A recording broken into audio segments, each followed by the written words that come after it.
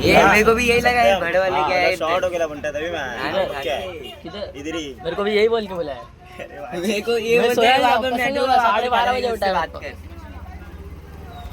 तो वहाँ पर खड़ा है उससे बात कर बोलते हैं।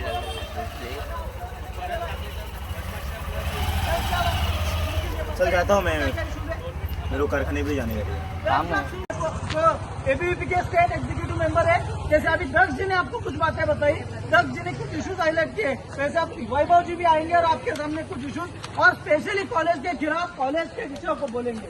जब तक पुलिस उन्होंने बुलाया है, ये क्या है सब, कॉलेज हमसे डरता है, पुलिस को आगे करता है। पुलिस आएंगे, देखेंगे, पुलिस को भी पता है क्या है क्या नहीं। पीसफुल प्रोटेस्ट करना अगर गलत है तो ऐसे ढेर सारी बातें भी है इनके पास जो हर बार गलत है। कोई बात बोलिए।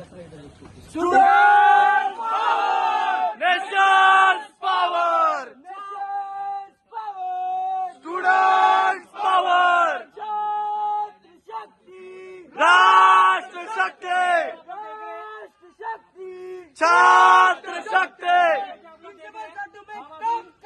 कुर्सी छोड़ो आराम करो, कुर्सी छोड़ो आराम करो। जैसे कि आप लोग देख रहे हैं, हम लोग कमला देवी कॉलेज के बाहर खड़े हैं। कमला देवी कॉलेज पिछले बहुत सालों से स्टूडेंट के साथ स्कैम करते आ रहा है और उनके वॉशरूम में से, उनके वॉशरूम बिल्कुल भी मेंटेन नहीं है, बिल्कुल भी हाइजीन नहीं है, उसमें से गंदी बास आती है स्टूडेंट्स को। ढेर सारे और भी विषय, क्या बोलते मधमाशाचे पोळे, अजून हे स्टुडंट सोबत स्कॅम आहे। एक आपलाच एबीवीपीचा कार्यकर्त्या सोबत त्यांनी एवढा मोठा स्कॅम केलाय की त्याला जिंदगीभरचा ट्रॉमा भेटलाय।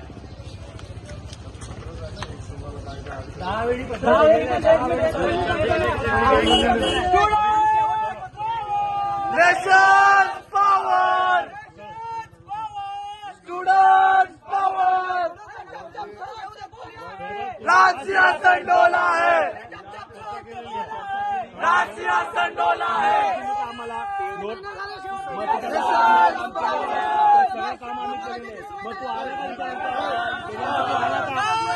तू आलास का जाणून करतोय, नीट बोलतो ना जरा, जाणून करतोय, तू जाऊन बुजून करतोय आणि हे तुझं दरवेळेच आहे। रोज आहे अखिल भारतीय विद्यार्थी परिषदेचा कोकण प्रांत सहमंत्री आहे।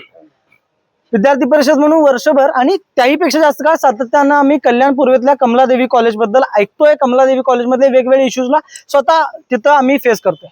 मागच्या जवळपास 7 नोव्हेंबर 2025 ला कमलादेवी कॉलेजला काही अत्यंत छोट्या समाधान होण्यासारखे विषयांचे निवेदन आम्ही दिलेलं होतं। मधमाशांच्या पोळ्यापासून, स्वच्छतागृहापासून ते अगदी संगणक कक्षापासून आणि त्याहीपेक्षा महत्वाचं कॉलेजचं ground, Gymkhana, refugee camp, refugee areas अशा सगळ्या विषयांवर आम्ही बोललेलो होतो। त्या सगळ्यापेक्षा एक गंभीर विषय असा होता की आयुष ओमप्रकाश बरई नावाचा एक विद्यार्थी, त्या विद्यार्थ्याची कॉलेजनं जवळपास 2-2.5 वर्षापूर्वी फसवणूक केलेली होती। त्याला ऍडमिशन एका स्ट्रीम मध्ये दिलं आणि त्यानंतर फक्त आर्थिक त्याच्या शोषण करण्यासाठी त्या विद्यार्थ्याचं ऍडमिशन दुसरीकडे वर्ग केलं। कसल्याही प्रकारे त्या विद्यार्थ्याला कन्व्हिनियन्स होऊ दिला नाही, त्या विद्यार्थ्याला साधं पालकांशी सुद्धा बोलू दिलं नाही। आणि त्यानंतर ज्यावेळी 2-2.5 वर्षानंतर त्या विद्यार्थ्याला विद्यापीठानं नॉट एलिजिबल म्हटलं, त्यावेळी हे सगळं प्रकरण उघडकीस आलं। त्याही विषयात आम्ही बोलत होतो। आज ज्यावेळी मागच्या 3 महिन्यानंतर त्यांनी दिलेल्या मुद्द्यांवर निराकरण झालं नाही, त्यांनी त्या मुद्द्यांवरचं समाधान केलं नाही। आज परत एकदा विद्यार्थी परिषद म्हणून विद्यार्थी परिषदेच्या कल्याण शहरातल्या, कल्याण जिल्ह्यातल्या कार्यकर्त्यांनी काही मुद्द्यांचं निवेदन परत एकदा स्मरणपत्राच्या रूपामध्ये तिथं घेऊन गेले आणि यांच्याकडनं आता अपेक्षा शिल्लकच राहिल्या नाहीत। आणि आता हे आमचं अस्तित्वच आमच्यासाठी नाही म्हणून आम्ही त्यांच्या नावानं बॉम्ब ठोक केली, आम्ही त्यांच्या विरोधात निदर्शनं केली। हेच सगळं आतापर्यंत झालं। या दरम्यान सुद्धा कॉलेजच्या रजिस्ट्रारनी, कॉलेजच्या संस्थाचालकांनी दमदाटी करत आम्हाला पोलीस स्टेशन पर्यंत खेचत आणण्याचा प्रयत्न केला। साधं लिहून द्या अशी आमची मागणी सुद्धा ते मान्य करू शकले। स्ट्रीमला होता आणि कोणत्या स्ट्रीम मध्ये त्याला ट्रान्सफर केलं? त्या विद्यार्थ्याचं बीएससी आयटी ला नॉर्मल ऍडमिशन प्रोसेसनुसार, रेग्युलर ऍडमिशन प्रोसेसनुसार ऍडमिशन झालेलं होतं। आयुष ओमप्रकाश बरई 2023-24च्या शैक्षणिक वर्षामध्ये त्याचं फर्स्ट इयर बीएससी आयटी ला ऍडमिशन झालेलं होतं। कॉलेजनं फक्त अधिकच्या सीट मिळवून बीएससी सीएस मध्ये त्याला वर्ग केला आणि बीएससी सीएस मध्ये त्याच्याकडनं अधिकचा पैसा उकळण्याचा प्रयत्न केला। ज्यावेळी जवळपास दीड वर्ष झालं, 3 सेमिस्टर झाले, 4थ्या सेमिस्टरला विद्यापीठानं नॉट एलिजिबल म्हटलं आणि मग कॉलेजनं त्यावेळी त्या विद्यार्थ्याला खोट्या पद्धतीनं खोट्या गोष्टी सांगून त्याला बळजबरी बीकॉमला ऍडमिशन घेण्यासाठी प्रवृत्त केलं. कॉलेजचा स्टाफ आहे. माझ्या इथे आता अचानक मध्ये थोड्यापूर्वी एबीपीचे जे विद्यार्थी अखिल भारतीय विद्यार्थी परिषदेचे जे विद्यार्थी कार्यकर्ते माझ्या कॉलेजच्या बाहेर येऊन आंदोलन करायला सुरुवात केलं. आम्हाला याची कुठलीही प्रकारची पूर्ण कल्पना त्यांनी दिलेली नाही किंवा काय झालं आम्हालाही कळालं नाही. माझ्या इथे ऑनलाईनच्या एक्झाम चालू आहेत गव्हर्नमेंटच्या, प्लस माझ्याकडे टीवायच्या एक्झाम चालू आहेत विद्यापीठाच्या. तर विद्यापीठाच्या एक्झाम चालू असताना हे विद्यार्थी येऊन तिथे गोंधळ घालायला सुरुवात केली. आम्ही त्यांना विचारतोय की काय कारण आहे, काय झालं, का गोंधळ घालताय, याचा त्यांनी आम्हाला खुलासा न करता जोरजोरात गोंधळ घालायला लागले आणि कॉलेजच्या बद्दल बदनामी करायला लागली. आणि दुसरी गोष्ट त्याच्यामुळे काय आलं, तिथे विद्यार्थी थोडे पॅनिक झाले, पॅरेंट्स पॅनिक झाले.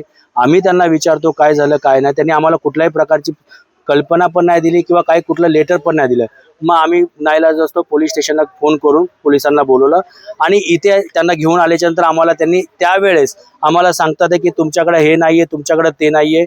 आणि आत्ता जस्ट मला साहेबांच्या समोर हे लेटर त्यांनी दिलेलं आहे. हे लेटर ते बोलतात की आम्हाला रिसिव्ह करून द्या. आणि हे आजच नाही आहे सर, यांनी गेल्या नोव्हेंबर महिन्यामध्ये पण आमच्याकडे हे लोक आलेले होते. यामध्ये जो शंतनू बिराजे जो आहे सर्वात महत्त्वाचा जो आहे शंतनू बिराजे, हा जो कोण कार्यकर्ता आहे हा नोव्हेंबर महिन्यामध्ये पण आलेला होता सर. यांनी माझ्याकडे त्यावेळेला यांनी पैशाची मागणी केलेली होती साहेब माझ्याकडे. त्यावेळेस आम्ही त्याला तिथे दाद दिली नाही. त्याचाच कुठेतरी तो हा राग आमच्याकडे काढत आहे आणि त्याच्यावरतूनच हा नोव्हेंबर नंतर आज डायरेक्ट अचानक आमच्याकडे येऊन आम्हाला जाणून बुजून प्रशासनाला, आमच्या मॅनेजमेंटला, आमच्या जे काही स्टाफ आहे यांना खूप भीतीचं वातावरण यांनी निर्माण केलेलं आहे. आणि ह्यामुळे काय झालेलं आहे माहिती आहे का, हे कुठेतरी बंद व्हावं म्हणून आज आम्ही हे पाऊल उचललेलं आहे. हा प्रत्येक वेळेस येतो आणि माझ्या कुठल्याही आम्ही त्यांना विचारत असतो दरवेळेस की या लेटरमध्ये त्यांनी आता मला साहेबांच्या समोर सांगितलं की तुमचं स्वच्छता नाही आहे, तुमच्याकडे हे नाही आहे, ते नाही आहे. सर हे कुठल्याही विद्यार्थ्यांनी आजपर्यंत विद्यार्थी कंप्लेंट करायला आलेला नाही आहे किंवा कुठलाच विद्यार्थी माझ्या कॉलेजचा माझ्या कॅम्पसमध्ये आम्हाला तक्रार दिली नाही, लेखी तक्रार पण नाही आहे. तर हा डायरेक्ट हे व्यक्ती माझ्याकडे येऊन हे कसं काय बोलू शकतो आणि कसं काय लेटर देऊ शकतो मला हेच कळत नाही की हे कसं काय, ह्याचं कारण काय मला कधीच उलगडलं नाही.